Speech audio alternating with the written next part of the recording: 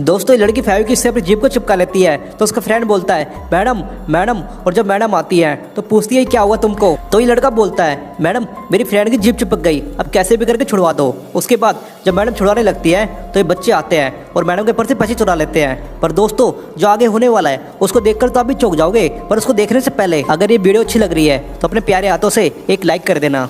तो गाइस ये मास्टर बोलता है मैडम इन बच्चों ने आपको बेवकूफ़ बनाकर आपके पैसे चुरा लिए।